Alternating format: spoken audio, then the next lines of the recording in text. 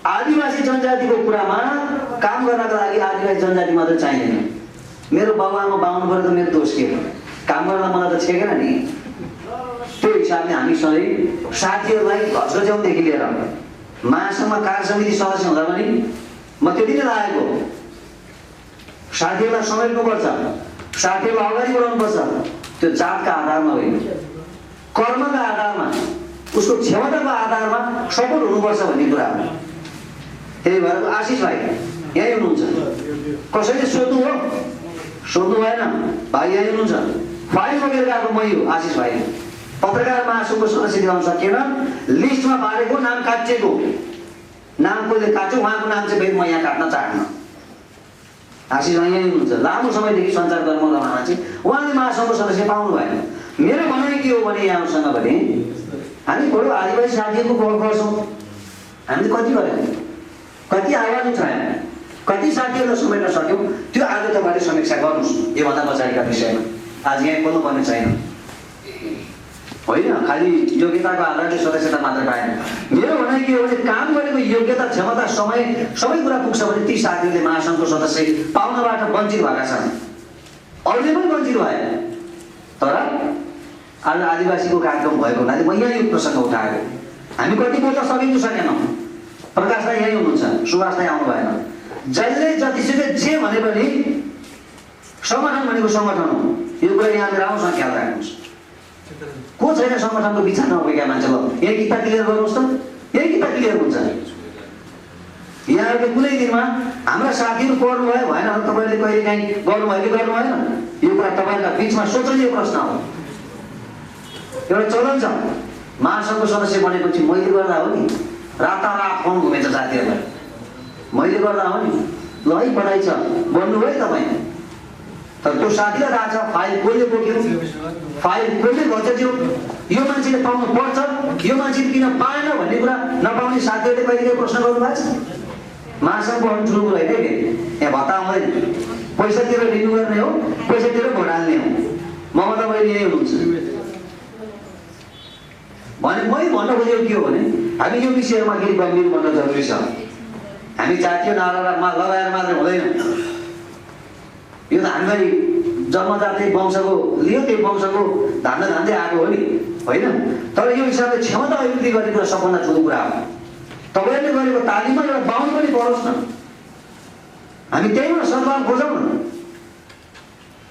कति साथीहरूले क्यामेरा खिच्न जान्नुहुन्छ, कति साथीहरूले फोटो खिच्न जान्नुहुन्छ, कति साथीहरूले समाचार पढ्न जान्नुहुन्छ। आज समाचार पढ्ने मान्छेको अभाव छ, हामी जागिर पाएन हुन्छ। हामी दक्षता अभिवृद्धि गर्ने कुरा हामी कति गम्भीर छौँ। यो मैले आफ्नो पत्रकार साथीहरूलाई मात्रै भनेको छैन, आदिवासी जनजातिका नेताहरू पनि हुन्छ, होइन? यो हिसाब चाहिँ तपाईँको दक्षता र क्षमता अभिवृद्धि गर्ने कुरामा तपाईँ पहिला गम्भीर बन्नुहोस्। सङ्गठन जहाँसुकै होस्, पहिला तपाईँ बन्नु पऱ्यो अनि बल्ल ठाउँमा आउनु पऱ्यो।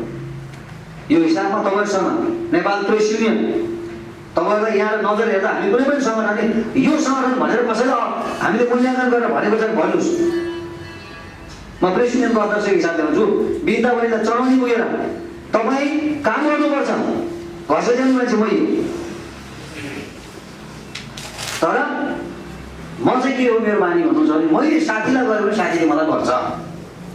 यो कुरामा यहाँलाई शुभेच्छा छ। नयाँ नेतृत्व छान्नुहोस्, नेतृत्व आदिवासीबाट छान्नुहोस्, तर नेता बाहुन छेत्री दलित सबैको छान्नुहोस्। मेरो आग्रह यहाँबाट आउने नेता सबैको नेता होस्। यो भयो भने हामी सद्भाव गर्ने हो। म एउटा विरोधी हो, हाम्रो साथीहरू यही हुन्छ, चित्त नदुखाउनुहोस्। पश्चिम चितवन मेरो घर हो, सबै पश्चिम चितवन साथीहरू भन्यो नि यहाँ धेरै छौँ। तर मलाई एकजना साथीले भन्नुभयो पश्चिम चितवन पत्रकार मञ्च गठन गर्न न भन्नुभयो। एउटै जिल्लामा काम गर्नु छ, पूर्व र पश्चिम किन भेट छुट्याउने, होइन?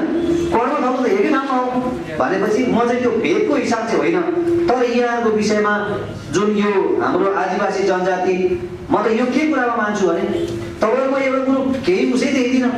ल कसले चाहिँ हामी जतिको क्रियाशील मान्छे, म अन्नपूर्ण काम गर्छु, दाइ एभिन्यूजमा काम गर्नुहुन्छ, कसैले तपाईँको कला संस्कृति राजु चौधरी पाए, कसैले लानु भएको छ रिपोर्टिङ गर्नु छ? नेवारको विषयमा लेख्न त हामीले कहीँ लानु भएको छ? म थारूको राजु चौधरी है हरेक वर्ष हामीलाई दाइले दिनु पर्यो भन्छ। कमसेकम गइदिनुहोस् न तपाईँको रीति संस्कृतिको बारेमा हामीलाई लेख्नलाई। त्यहाँनिर तपाईँको आदिवासी जनजातिको पत्रकार भोटाकी मात्रै पत्रकार हो छ। गुरुङको दराईको संस्कृति छ नि चितवनमा हेर्दा 76, 77, अहिले 78 जिल्ला कसले दिएर गयो हामीलाई। मैले यो कुरा दलित साथीहरूलाई पनि भन्छु, पञ्चेमाले पनि लेख्न आउँछ, हामी लेख्छौँ, आउँछ त बाबा, हामीले गर्ने त्यही होइन र। हामीलाई खाना दिनु पर्दैन, पानी दिए पनि भयो नि, त्यही पानी नदिए पनि भयो। तर यो कुरा गरिरहँदाखेरि तपाईँहरू आदिवासी जनजातिका साथीहरूलाई मेरो आग्रह, तपाईँहरू समाचार पढ्न जान्नुहोस्, समाचार लेख्न जान्नुहोस्, समाचार खिच्न जान्नुहोस्। यो चाहिँ चाहिन्छ फेरि। समाचार गर्नुमा रमाउनुपर्छ, काम गर्नुपर्छ, काम गरेपछि मात्रै आउने। सम्झिन पर्ने नामहरू धेरै छन्, तर सबैलाई एकसाथ सम्झिन र यो सम्मानित कार्यक्रममा सहभागी अर्थात् समेट्न पनि नसकिने कुरा आगामी दिनमा आगामी अर्थात् व्यक्तिहरूको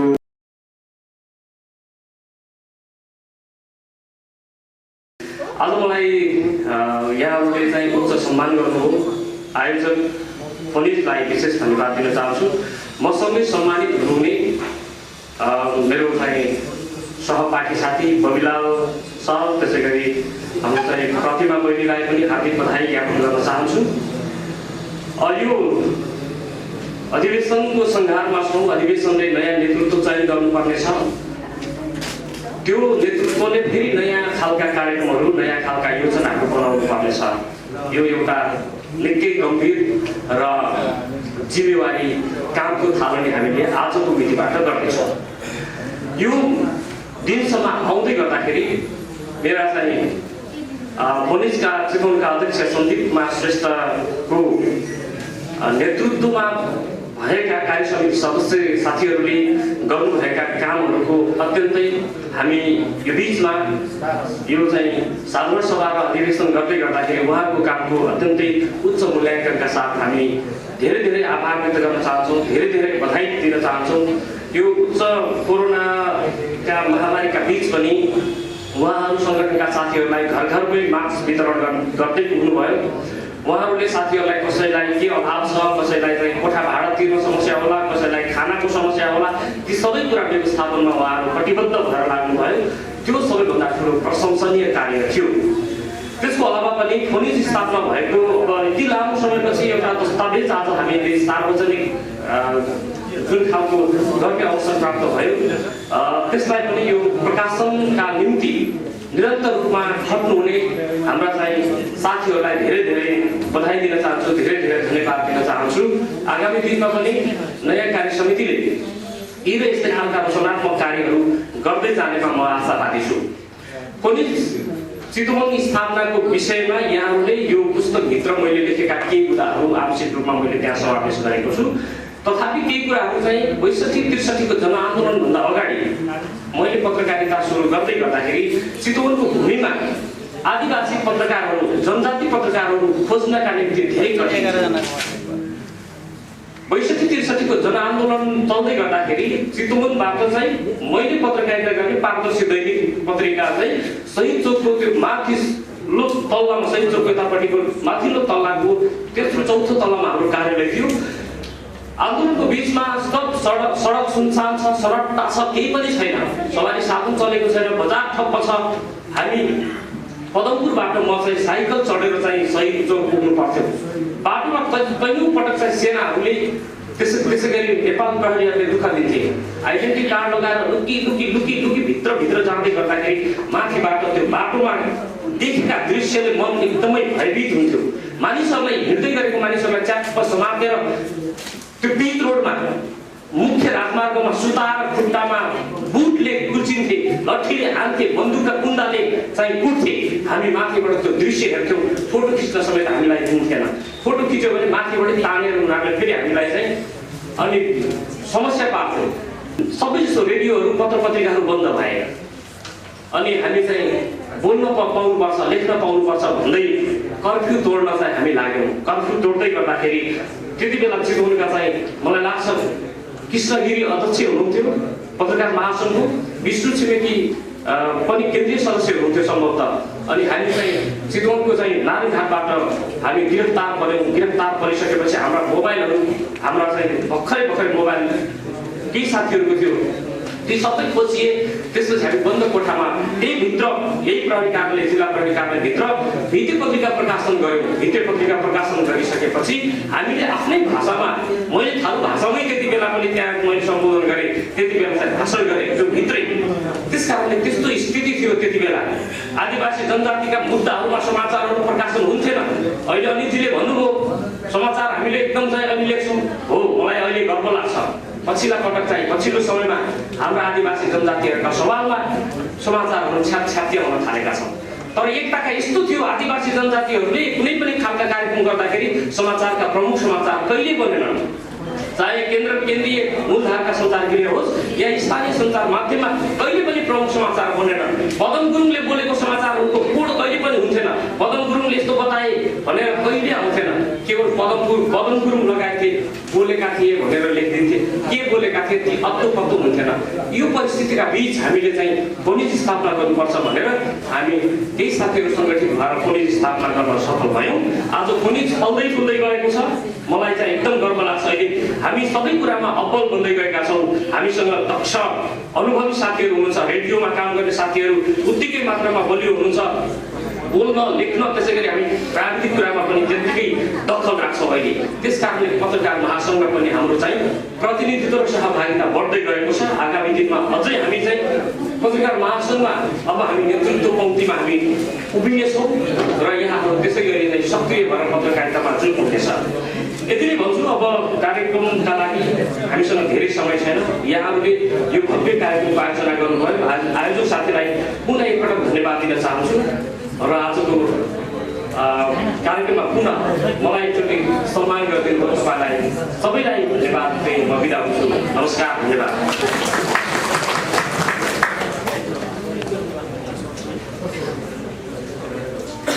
धेरै धन्यवाद छ यस संस्थाका संस्थापक अध्यक्ष आजका सम्मानित व्यक्तित्व श्री सन्त कुमार चौधरीज्यूलाई। हामी धेरै पछाडि धकेलिसकेका छौँ। समय हामीले पर्खिएको छैन, हामीले मात्रै पर्खिरहेका छौँ। अब म केही यो प्रोग्राम अलिकति तलमाथि गर्दै समय व्यवस्थापन गर्नुपर्ने कारणले गर्दा आदरणीय अग्रज पत्रकार, नेपाल पत्रकार महासङ्घका संस्थापक अध्यक्ष श्री महेन्द्रराज श्रेष्ठज्यूलाई आफ्ना सार्वजनिक भनाइ राखिदिनुको लागि म हार्दिक अनुरोध गर्दछु।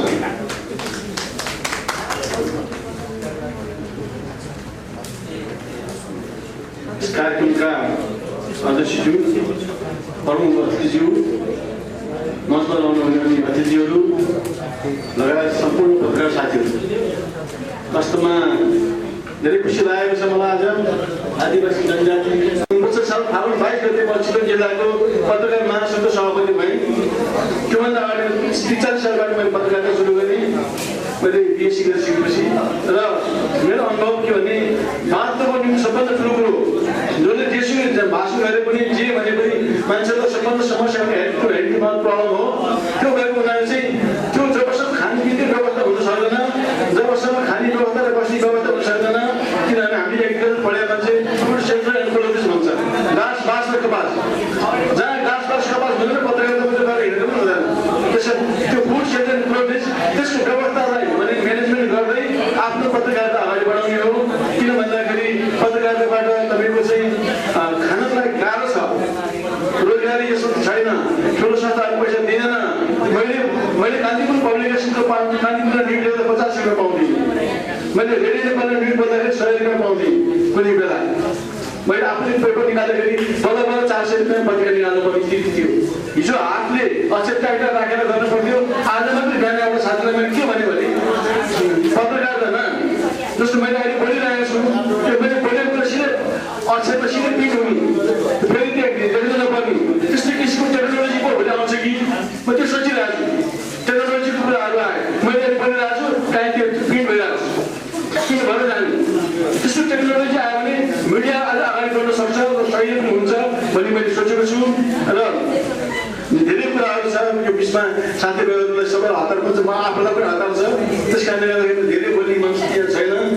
तपाईँहरूसँग छिटो बिताउने चाहिरहेको छु र पछि अलिक समय मिलेको बेलामा चितवन जिल्लाको यो तपाईँको जर्नलिजमको विषयवस्तु, नेपालको जर्नलिजम विषयवस्तुमा म भारतमा बसेर पनि मैले जर्नलिजमको के कामहरू गरेको हो, तपाईँको हुनाले यी विषयहरू वस्तुमा तपाईँहरूसँग समय मिल्दाखेरि आदिवासी जनजाति पत्रकार साथीहरूसँग मलाई अझै बढ्नुपर्छ लाग्छ। किनभने कति जातले पनि थिचोमिचो भएको छ, त्यो मिचोबाट मुक्त हुनुको लागि पनि आदिवासी जनजातिहरू निश्चित रूप खुलेको छ। मैले बुझेको छु। म राजनीति पनि गर्छु, राजनीति फिल्डमा पनि त्यही छ कि अरू जनजातिले थिचोमिचो गरेको हुँदैन, आदिवासी जनजाति तल बजाएको अवतार छ। तर आदिवासी जनजातिभित्र पनि तपाईँ कम्पिटिटरको बिचमा हुनु पर्यो। कम्पिटिटरको बिचमा कम्पिटिसन हुनु पर्यो। विदाउट कम्पिटिटर कम्पिटिसन भयो रिजल्ट राम्रो आउँदैन।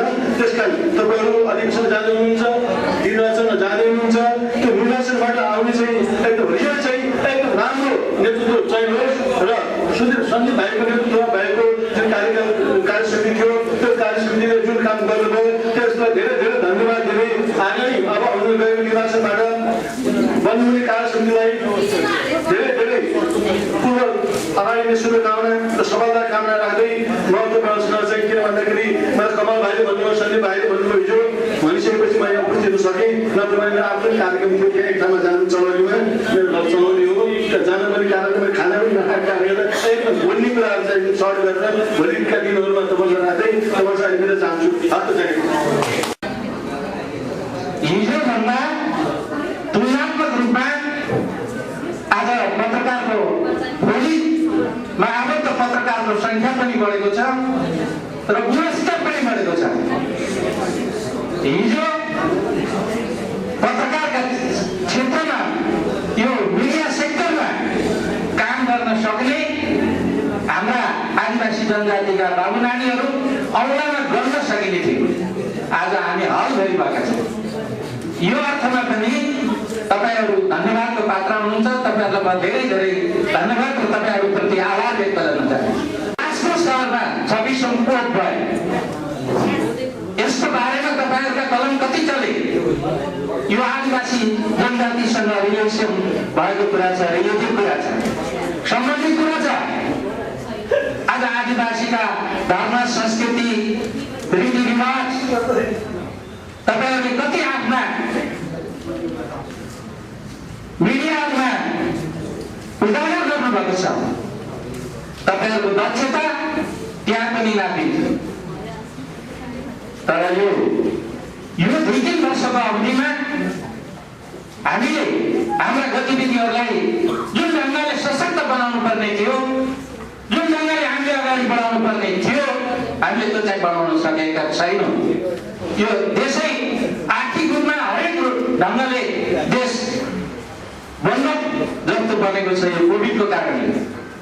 त्यसका बावजुद पनि तपाईँले जुन यो कार्यक्रम राख्नु भएको छ त्यस निम्ति जनजाति महासङ्घ चितवनको तर्फबाट यहाँहरूलाई धेरै धेरै धन्यवाद छ।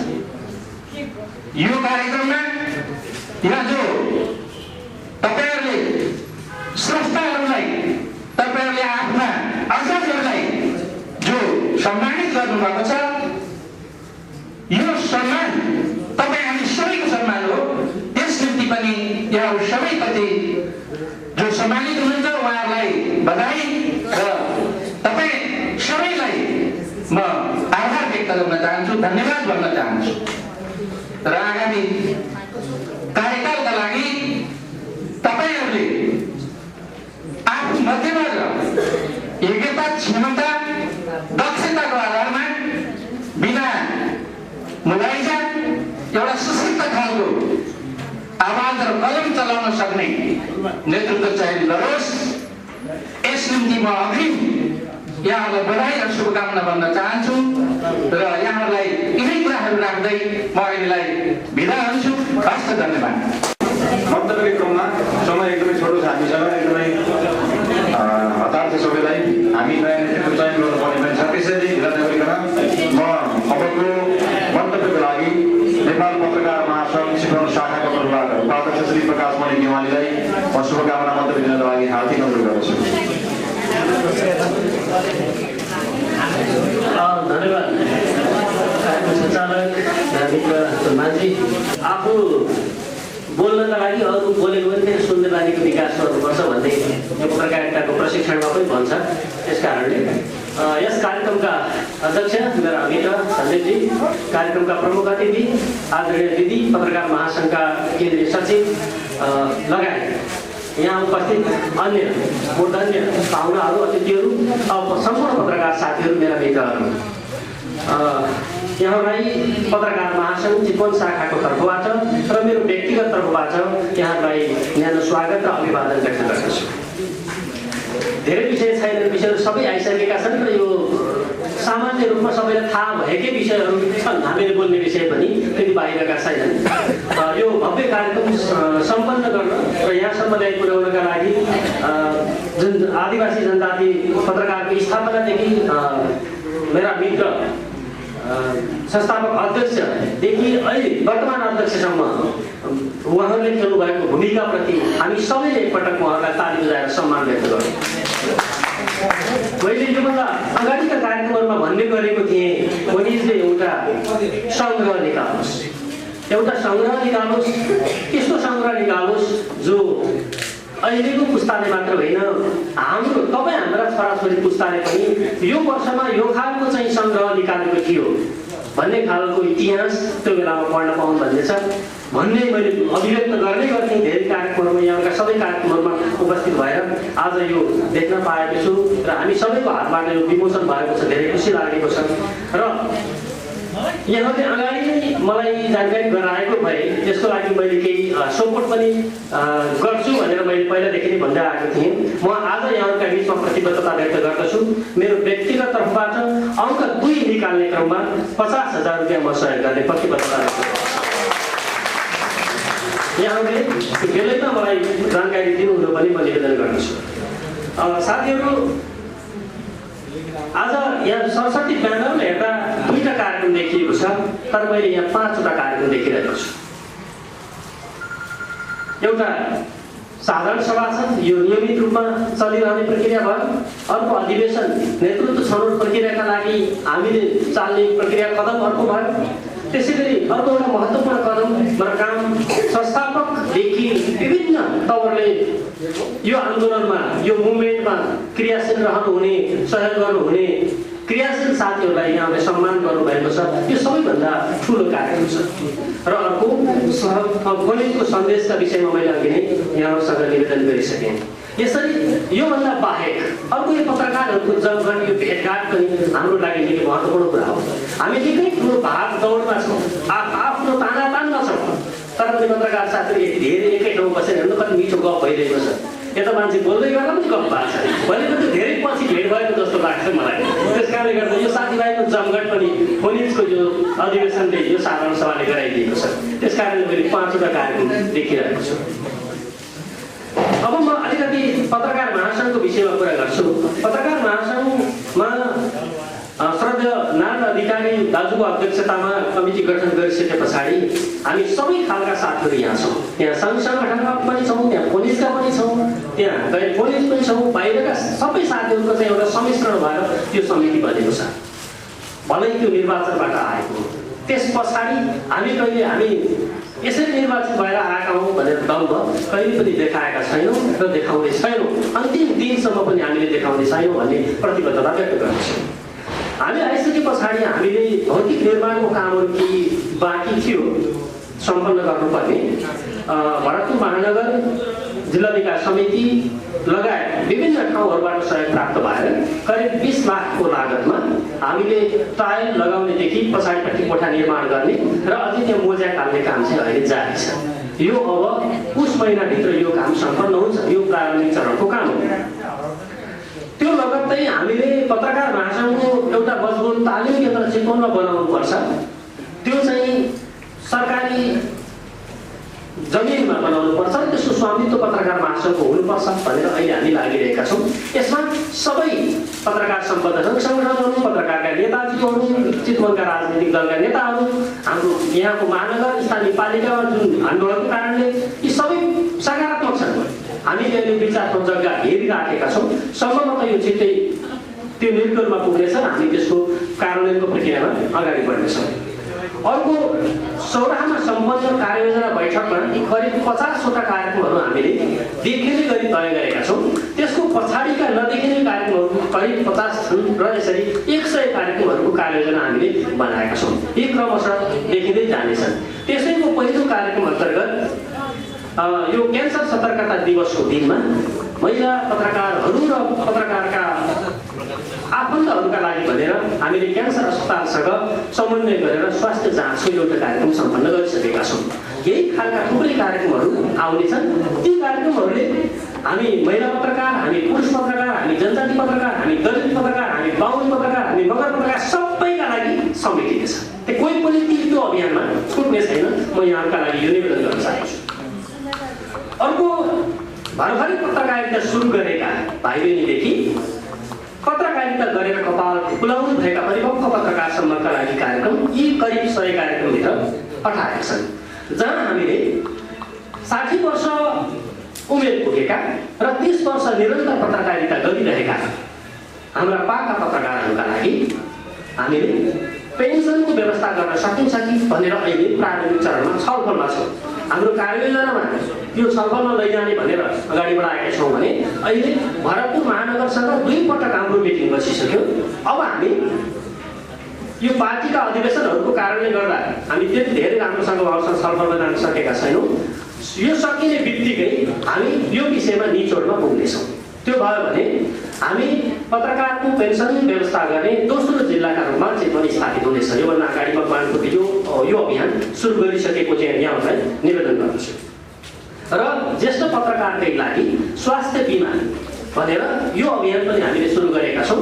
अब यो हामीले यसको प्रक्रियाहरू अलिकति लामो हुने, कागजपत्रहरू मिलाउनु पर्ने भएको कारणले गर्दा यो पनि हामीले अब पाइपलाइनमै छ, यो केही समयभित्र पुरा हुन्छ। त्यसैगरी अब यहाँ सबै कार्यक्रमहरू भनेर अहिले यहाँको महत्त्वपूर्ण समय म खेर फाल्न चाहन्न। यद्यपि पत्रकार महासङ्घ हामी सबै पत्रकारहरूको हक हितका लागि हाम्रो दक्षता क्षमता अभिवृद्धिदेखि हामीले काम गर्न नसक्ने अवस्थामा हामी कसरी बाँच्न सक्छौँ त भन्नेसम्मको स्थितिमा हामी पत्रकार महासङ्घले सिङ्गो पत्रकारहरूका लागि 276 पत्रकार उनीहरूका परिवारलाई पनि केही गर्न सक्छौँ भन्ने हिसाबले हामीले हेरिरहेको अवस्था छ। यो यहाँहरू सबैको योगदान, यहाँहरू सबैको साथ र सहयोग बिना सम्भव छैन। त्यसकारण यहाँहरूले पत्रकार महासङ्घबाट हुने गतिविधिहरूलाई नजिकबाट नियालित हुनका लागि र पत्रकार महासङ्घमा नियमित रूपमा उपस्थित भइदिनु हुनका लागि पनि म यहाँहरूसँग अनुरोध गर्छु, निवेदन गर्दछु। पत्रकार महासङ्घको तलपट्टि यसको तलपट्टि भएको हललाई हामीले कार्यालयका रूपमा व्यवस्थित गर्न खोज्दैछौँ, जहाँ लाइब्रेरीको राम्रो व्यवस्थापन गर्ने अहिले पनि छन् कम्प्युटरहरू, तर पत्रकार साथीहरू चलाउन आउनु भएको छैन। त्यसलाई राम्रोसँग चलाउन मिल्ने गरी फेरि हामीले त्यसलाई रिसेटअप गर्दैछौँ। यहाँहरूले ती कम्प्युटरहरूमा बसेर आफ्नो समाचारहरू, आफ्नो सञ्चार माध्यमिक तपाईँले त्यहीबाट चलाउन मिल्ने गरी हामीले चाहिँ व्यवस्थापन गर्न खोज्दैछौँ।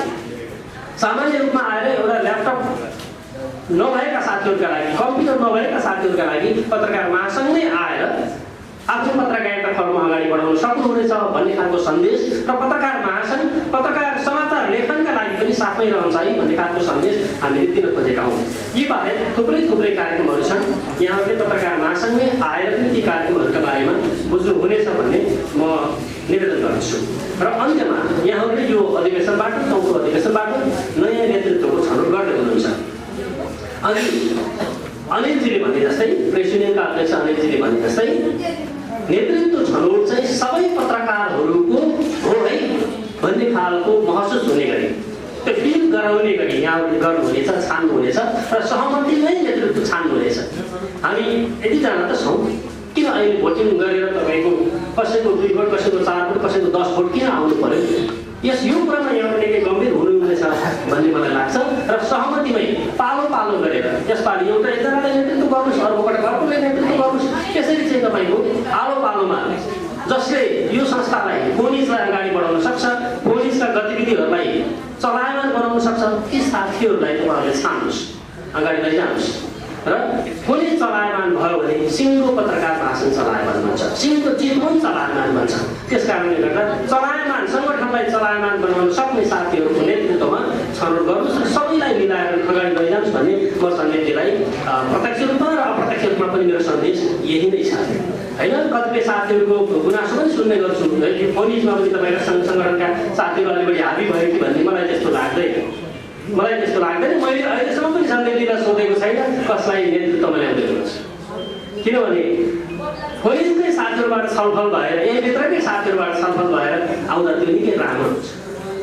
बाहिर बसेर यो र त्यो भन्नु त्यति राम्रो, त्यति सान्दर्भिक र त्यसको सन्देश त्यति राम्रो हुँदैन। त्यस कारणले गर्दा यहीँभित्रै छलफल गर्नुहोस्, राम्रोसँग छलफल गर्नुहोस्, 1 घन्टामा नमिले 2 घन्टामा छलफल गर्नुहोस्, तर अगाडि लिएर बढ्नुहोस् र तपाईँ हाम्रो साथ पत्रकार महासङ्घमा सधैँभरि रहनेछ। अहिले पनि पत्रकार महासङ्घको कार्य समितिमा 5 जना साथीहरू हुनुहुन्छ। आदिवासी जनजाति पत्रकारहरूको तर्फबाट 5 जना साथीहरू हुनुहुन्छ।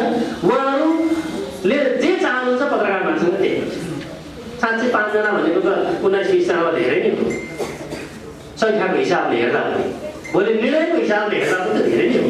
त्यस कारणले गर्दा यहाँहरूले एजेन्डा पत्रकार महासङ्घ ल्याउने एजेन्डा पनि पत्रकार महासङ्घभित्र रहनुभएका साथीहरूलाई पनि मेरो सुझाव के छ भने पत्रकार महासङ्घको यो हलभित्र बस्दै गर्दा अरू सबै कुरा छोडेर समग्र पत्रकारहरूको हितका लागि, उनीहरूको हकका लागि हामीले के गर्न सक्छौँ ती एजेन्डा लिएर भित्र बसौँ भन्ने यहाँहरूसँग शुभेच्छा राख्दै अब अघि सम्मानित हुनुहुने 3 जना मूर्धन्य व्यक्तित्वहरूलाई बधाई र शुभकामना व्यक्त गर्दै मेरा मित्र सन्त कुमारजीले सुरु गर्नुभएको यो अभियान आज किताब हेर्दा निकै हर्ष विभोर हामी भइराखेका छौँ भने मैले फेरि पनि दोहोऱ्याउन चाहन्छु अङ्क 2 को अङ्क 3 का लागि हाम्रो सहयोग, हाम्रो साथ सबै रहिरहनेछ।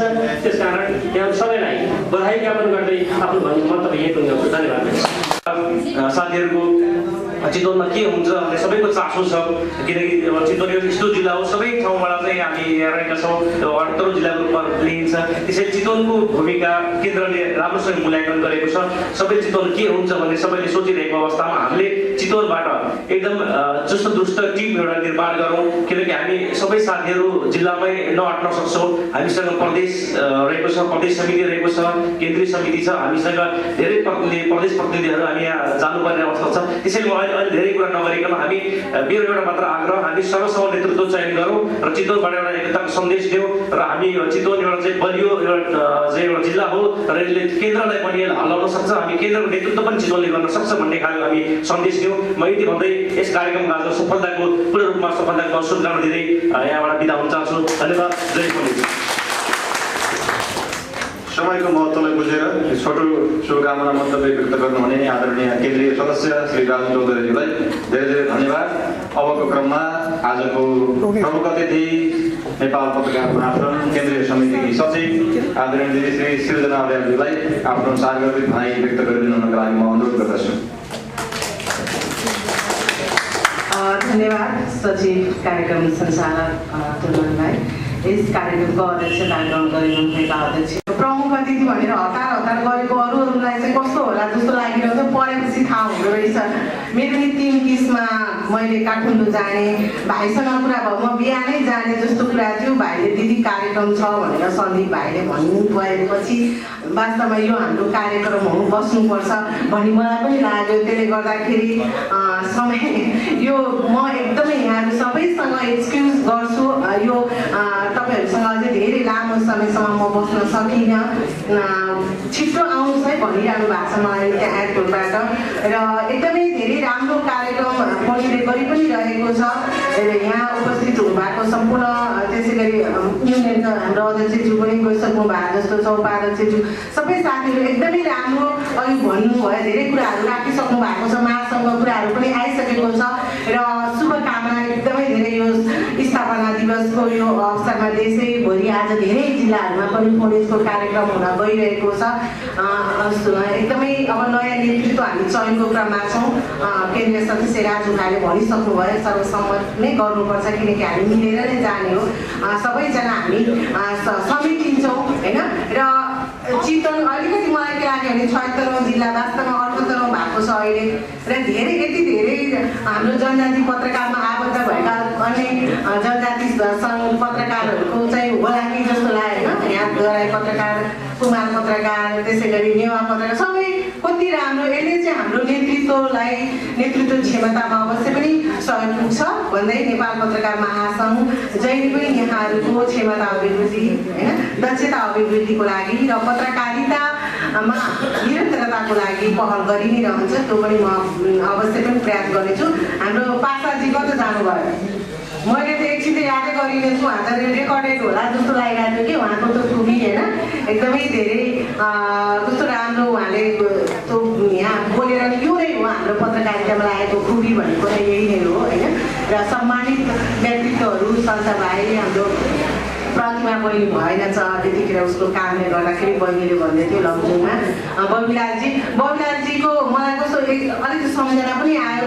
चितवन पोस्टमा उहाँले अनवरत रूपमा कार्य गरिरहनु भएको, त्यहाँ बसेर पत्रकारितासँग धेरै अव्वलता उहाँले ज्ञान लिइरहनु भएको थियो। आफै अहिले पत्रकारिताको ठाउँमा हुनुहुन्छ होइन र आज सम्मानित हुनुहुन्छ। सन्त भाइको चाहिँ एकदमै धेरै उहाँ त धेरै मिडियाको अनुभव पनि छ, कार्यक्रम पनि गरिरहनुहुन्छ। प्रतिमा बहिनी उदाउँदो बहिनी हो। सबैलाई पुनः शुभकामना दिँदै विशेषतः मलाई आज यो अवसर दिनुभयो सँगै र साथमा नै छु भन्दै भोलिका दिनमा अझै हामी के गर्न सक्छौँ होइन भन्दै र अब निवर्तमान हुन लागेको समितिका सबैजना साथीहरूलाई धेरै मेरो तर्फबाट पनि हार्दिक आभार बधाई प्रकट गर्दै तपाईँ नयाँ नेतृत्वको लागि चाहिँ शुभकामना र बधाई सामाजिक सञ्जालबाट पनि दिनेछौँ। अहिले पनि र एकदम चुस्त दुरुस्त होस् भन्ने कामना गर्दै बिदा हुन्छु। धन्यवाद। धन्यवाद छ। आजका यस कार्यक्रमको प्रमुख अतिथिज्यू नेपाल पत्रकार महासङ्घ केन्द्रीय समितिका सचिव हुनुहुन्छ। उहाँ चितवनबाट प्रतिनिधित्व गर्दै सचिव जस्तो गरिमामय पदमा उहाँ केन्द्रीय समितिमा पुग्नु भएको छ। यो हाम्रो लागि एकदमै खुसीको कुरा हो। अब हामी ढिला नगरिकन प्रमुख अतिथिज्यूलाई मायाको चिनो वितरण गरिदिनु हुनका लागि म आजको यस कार्यक्रमका सभापति श्री सञ्जय कुमार श्रेष्ठज्यूलाई अनुरोध गर्दछु। मायाको चिनोको लागि समन्वय गरिदिनु हुनका लागि म पुलिस चितवनका साथीहरूलाई म अनुरोध गर्दछु। यो महत्त्वपूर्ण कार्यक्रमको उद्घाटन सत्रको हामी अन्तिम चरणमा छौँ। अब उद्घाटन सत्र सकिसके पछाडि हामी बन्द सत्रमा प्रवेश गर्नेछौँ। बन्द सत्रमा हाम्रा गतिविधि, पुलिसको प्रगति प्रतिवेदन र कोषाध्यक्षको आर्थिक प्रतिवेदन लगायतका प्रतिवेदन पनि हामी सुनाउनेछौँ। दिदीलाई धेरै धन्यवाद छ। पुलिसलाई सम्झेर पुलिसको निम्तलाई स्वीकार गरेर आफ्नो समयको व्यस्तता बावजुद पनि यहाँ उपस्थित भएर यो पुलिसको कार्यक्रम गरिमा गराइदिनु भएकोमा दिदीप्रति म पुनः विशेष धन्यवाद व्यक्त गर्दै आजको यो उद्घाटन सत्रलाई यहाँहरूले उपस्थित जनाएर सबै भव्य र सफलतापूर्वक सम्पन्न गर्नको लागि मद्दत पुर्याइदिनु हुने तपाईँ सम्पूर्णलाई विशेष धन्यवाद छ। पुनः सम्मानित तिनैजना व्यक्तित्वको प्रति मेरो उच्च सम्मान छ। यो पुलिस सन्देश चितवन नामक पुस्तक प्रकाशनमा सहयोगी भूमिका निर्वाह गर्नुहुने कार्य समितिका पदाधिकारीज्यूहरू, कार्य समितिका साथीहरू, कार्य समितिभन्दा बाहिर रहेर पनि महत्त्वपूर्ण भूमिका निर्वाह गर्नुहुने आदरणीय साथीहरूलाई पुनः धन्यवाद व्यक्त गर्दै आजको यो कार्यक्रममा मैले बोल्दै जाने क्रममा केही तलमाथि भएको भए पनि यहाँ यसरी नै बुझिदिनु हुनेछ भन्ने अपेक्षा गर्दै केही गल्ती कमी कमजोरी भएमा क्षमा माग्दै आजको यो कटुवाली भूमिकाबाट म बिदा हुन्छु। कार्यक्रम उद्घाटन सत्रको समापन सँगसँगै बन्द सत्रको लागि सञ्जीव श्रेष्ठज्यूलाई उद्घोषण गरिदिनुका लागि मतलब जानकारी गराइदिनुका लागि अनुरोध गर्दै म बिदा हुन्छु। नमस्कार। धन्यवाद।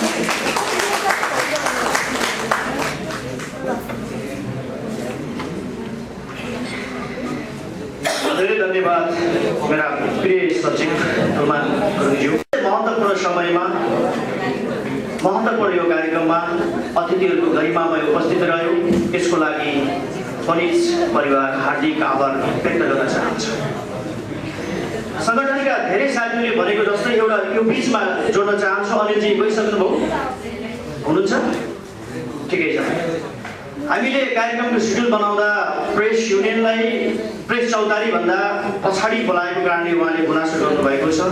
म पुलिसको अध्यक्ष भए पनि मेरो पार्टीगत आस्थाको हिसाबले मैले जय नेपाल भन्ने खालको एउटा आस्था बोक्ने व्यक्ति हो। त्यसैले म आग्रह गर्न चाहन्छु कार्य समितिको सदस्य कमलमान श्रेष्ठ, प्रमुख अतिथि सिर्जना दिदी लगायतका लिडरहरू यहाँ प्रेस युनियन तपाईँहरू हुनुहुन्छ।